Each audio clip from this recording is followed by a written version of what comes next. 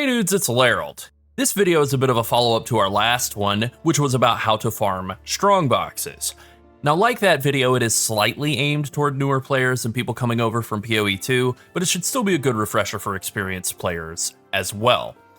This is also covering one of my favorite farm strategies. You know, strongboxes are number one. This is like 1B or a very close second. So unlike in PoE 2, maps in PoE 1 scale their quantity, rarity, and pack size based on the number of modifiers they have. All of the modifiers in PoE 1 are downsides, you know, it's more monster damage, increased attack speed, you know, it's all bad stuff, right? And so it's also all rewarding stuff. The maximum number of mods on a map can only go up to 6 by default, but if the map is corrupted, then it is capable of going up to 8. Actually rolling and corrupting maps by hand in the hopes of getting 8 mods on one of them is extremely time consuming and tedious. It's not a good strategy and it's not fun.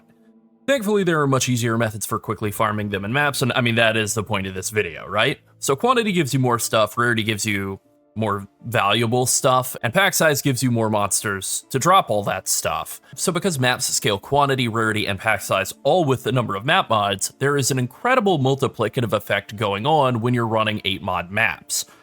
This is why 8 mod maps are the backbone of most currency strategies, including strongbox farming, and why farming them quickly is one of the most important skills to develop in PoE, and honestly just one of the best ways to generate a lot of value in PoE 1. So once you've done that, farmed up a bunch of 8 mod maps, you are able to either trade them to other players or run them yourself, and that is what I do. That is how I have farmed Headhunters, Magebloods, everything I ever wanted to fund all of my characters. Pretty much always was reliant on farming 8 mod maps and either, well, I mean, basically doing a combination of both, selling the ones that I don't want to run and running the ones that I don't want to sell. So let's go ahead and get into it, but first we have recently opened a Discord and you should join it and say hi. Alright, let's talk a little bit more about 8 mod maps. 8 mod maps are good to have in bulk because they are corrupted, so you can't modify them, and a lot of map mods are really bad, they'll just brick your build. But they aren't bad for all builds, so you want a big supply because some maps your build can just run with no problem, and others you'll want to sell off. The other reasons you'd want to farm 8 mod maps is just like it's an easy, fast, simple farming strategy that's really good for raw currency. I only did like maybe 10 maps, or I think it was 8. I think I did 8 maps of setting up the strategy just to get a little bit of footage. I've probably done like 2,000 or 3,000 hours of farming this in this span of farming 8 mod maps in the span of like actually playing PoE over the years. But I need a little footage for this video, and in the span of like 20 minutes, like about an hour ago, I had 4 raw divines drop. So pretty good for raw currency. It's also really good for XP and gold. It is my favorite way to farm gold, and then kind of do it like 2 or 3 birds with one stone thing where I'm getting gold, XP, raw currency, and corrupted 8 mod maps. So 8 mod tier 16 maps are worth a good bit. They're like 5 to 10 chaos each in bulk. That might not sound like a ton, but when you're pulling anywhere from like 5 to 15 or 20 in a single map, it adds up very quickly. You also, if you're doing this in tier 16 maps, will get a lot of tier 17s, and tier 17s are worth considerably more. Again, in the span of I think 8 maps, I pulled down like 6 fortress maps. So that's like 300 chaos at a bare minimum, probably more, in the span of like 8 maps. Another upside is that any build can farm 8 mod maps, but again, faster builds are always going to be better. It's an ARPG. You want your build to be fast. So I'll start with the Scarabs that I use in this setup, and for any sort of 8 mod map farming situation, you're going to need to use a cartography Scarab of Corruption. This is mandatory for the maps to drop corrupted with 8 modifiers. Now the important thing here is this does not apply to tier 17 maps, even though it says non-unique maps found in the area are corrupted with 8 modifiers. It actually doesn't apply to tier 17s. It does, however, apply to tier 16.5s. These maps, the Originator's Memory tier 16s, will be corrupted with 8 mods, which you can see. That is a really juicy map over there. Then you have one other Scarab that I think is mandatory, that would be Cartography Scarab of Escalation. This makes it so that you get 10% increased maps in the area for each map modifier affecting the area. Technically speaking, you could drop this. It's not like, you know, functionality-wise, it's not required, but if you're running an 8 mod map, that's 80% increased maps. Even if you're running a 4 mod map, it's still 40% increased maps. It's still a lot. Then for the rest of your Scarabs, you really have, I think, 4 competing options. I'm going to kind of break them all down and tell you which one I prefer and you know, just kind of give you some options based on like your budget and what kind of content you're doing. Because this is a strategy that works in tier 16s, tier 16.5s, and tier 17s. And I've done it in all three and enjoyed it in all three. So the most basic, obvious situation here, the most obvious solution to this question is just simply Cartography Scarab of the Multitude. You can run 3 of these, plus 1 of each of these. They're all the same name at the front. They all make sense, and this does add packs of monsters that'll make, they'll drop more maps. Ta-da! It works really well, a little bit boring. So this is one I prefer not to do, but it does work pretty well. Instead, I like to do Domination Scarabs for any tier 16 maps because they add shrines. They add 2 shrines for each scarab, so you can throw in 3. Now you're getting 6 extra shrines out of your scarabs. That's a lot of monsters. That is a lot of move speed and player power, and it affects your mercenaries, so it's just a lot of power added to your character and your merc. And then also it will annihilate your frame rate, which is kind of the only downside of Domination shrines, really. But, it is definitely something that you'll have to consider. I mean, you can see it in the footage, right? Like, I'm flying at unethical speeds, and my GPU doesn't like it. So the upside of doing shrines, especially in tier 17s, is that they will make you stronger. But I think for tier 17s, I really prefer to just kind of have a stronger build, and then run this setup of Scarabs, which is a double monstrous lineage, so we get 80% increased magic pack size. That stacks with the generic pack size that we get out of our map mods.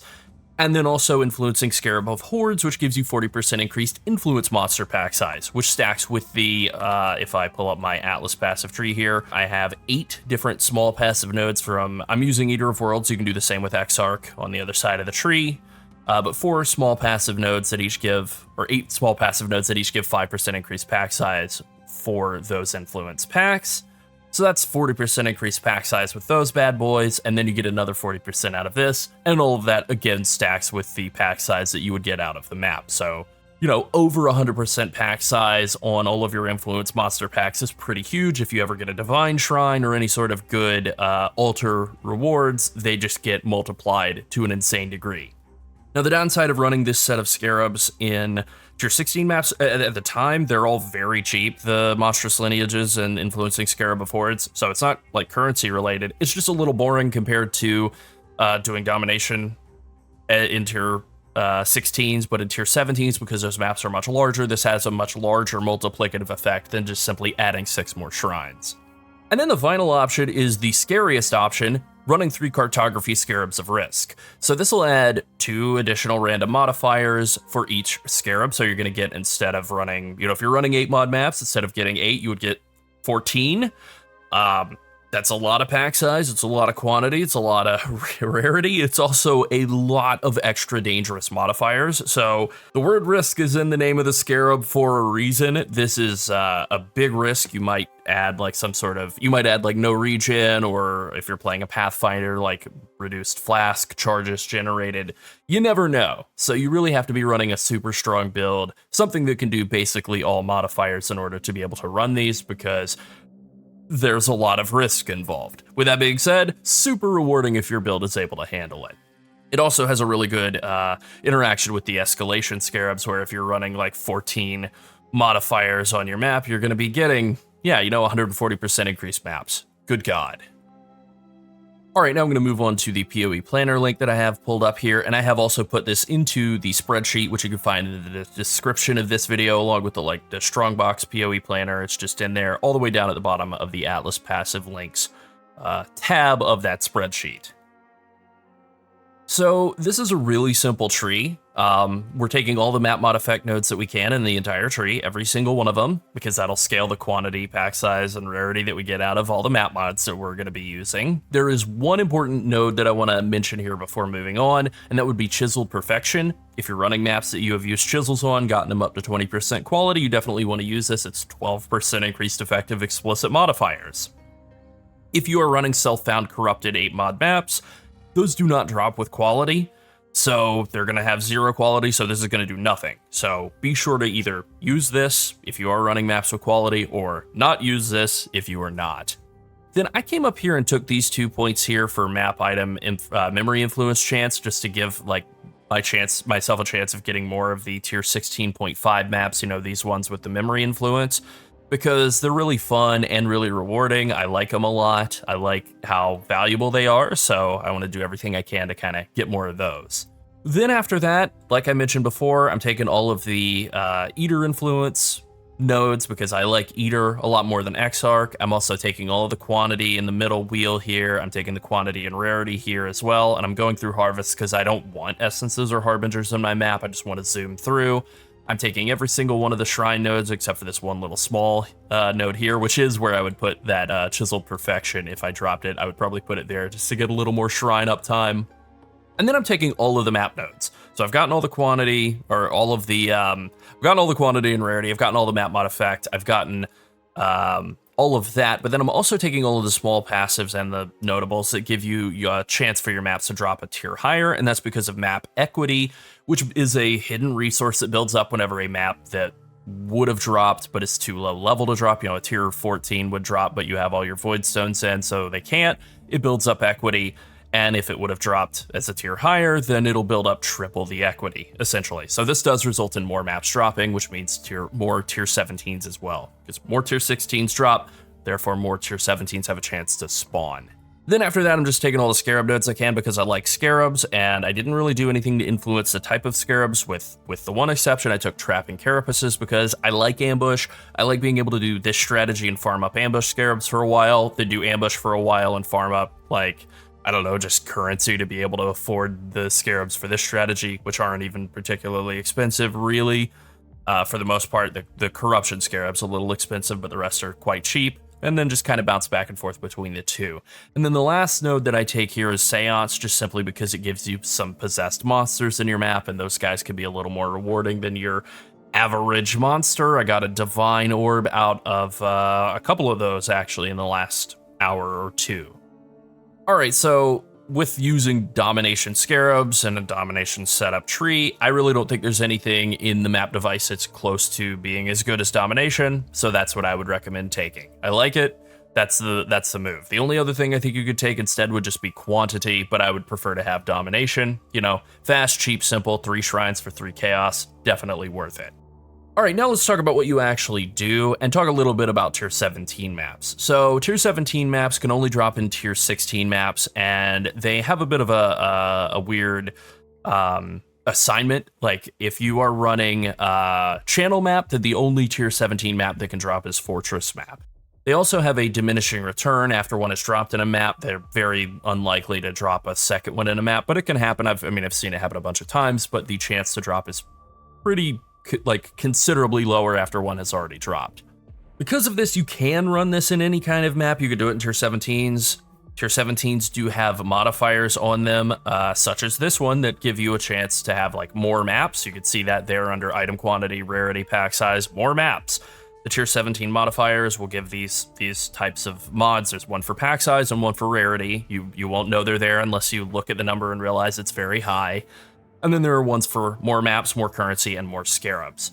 So more maps modifiers for tier 17s are often, like, if you're not setting up to do Corrupted 8 mod map farming, they're a little bit of a stinker, because you'd generally just rather have currency and Scarabs than, like, boring regular tier 16 maps. But if you are doing a Corrupted 8 mod map farm strategy in tier 17s, then they're great. You can get 20 maps in a single tier 17 pretty consistently. I've gotten like over 60 in a single map before that was really juicy. It definitely can happen. The downside is, of course, that tier 17s can't drop in tier 17s, and so that's why I kind of prefer tier 16 and tier 16.5 maps.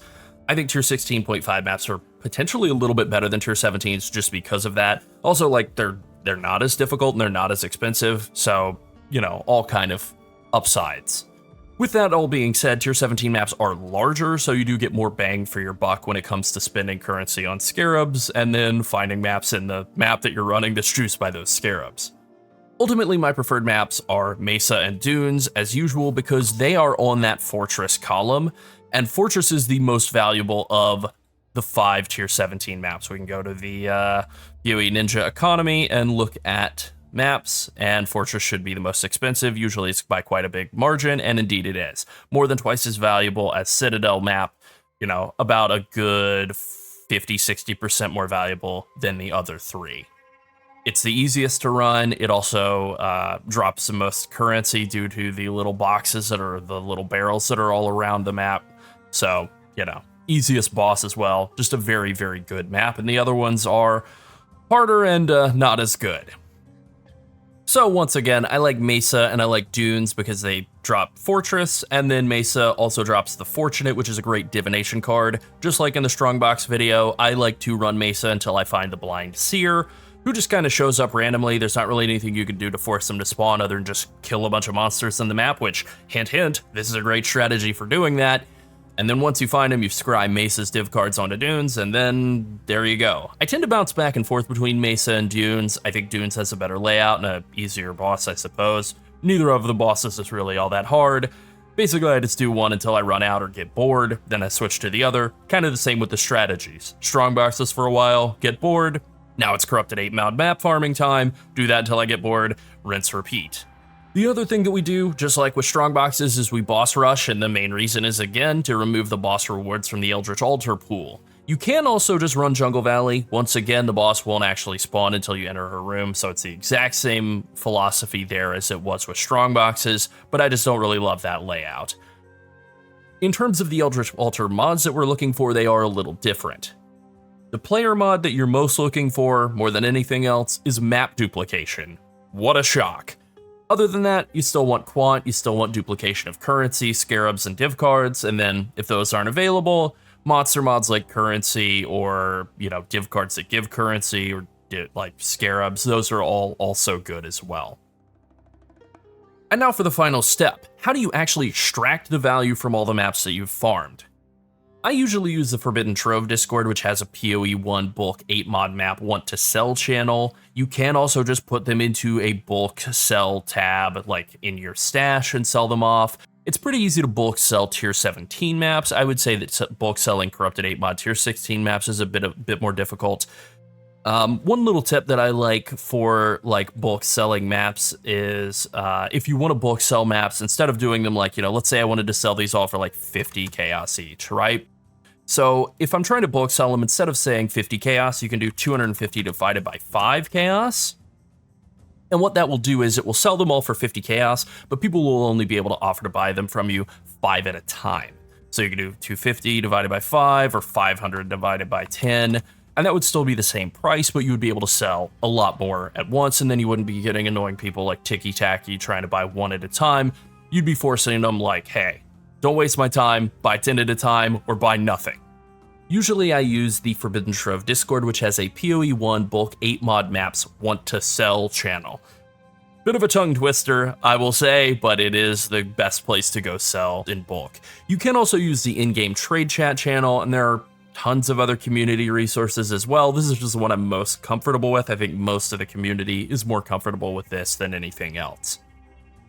Now, if you really want to extract the maximum possible value out of selling your maps, you can also use a regex. You can offer to sell maps with like a regex, and usually people will pay double. Like if maps are selling, just random maps are selling for like 5 chaos a piece, you could say, you know, I'll sell them for 10 chaos a piece if you're, you know, with a regex. And what this means is people will then use this website, poe.re, and then like put in all the mods they don't want, you know, reflect elemental damage, no regen, monster attack speed, whatever it is. And then they'll copy that and they'll send that to you in Discord, and then you'll put that into your stash tab and sell them like whatever maps then light up. So about half of my Dunes maps fit the bill of whatever random regex I just put together. There you go. That is a way to really like min-max the amount of currency that you're actually getting out of bulk farming maps. So that's 8-mod map farming. It is without a doubt my second favorite farm strat. It is also really simple, like really simple, but also really good. I have farmed Mage Bloods and Headhunters through farming and selling tier 16, 8-mod, and tier 7. I have farmed Mage Bloods and Headhunters by farming maps, and you can too. I generally bounce back and forth between this and Strongboxes. Each strategy kind of helps you build up resources that you can use on the other. Alright, that's it. Be sure to like and subscribe if you enjoyed the video, and join our Discord and say hello to me and Sunset if you haven't already. And finally, thank you to all of our channel members. If you want to support us so we can keep making more PoE content, become a channel member as well. Thanks for watching. Bye.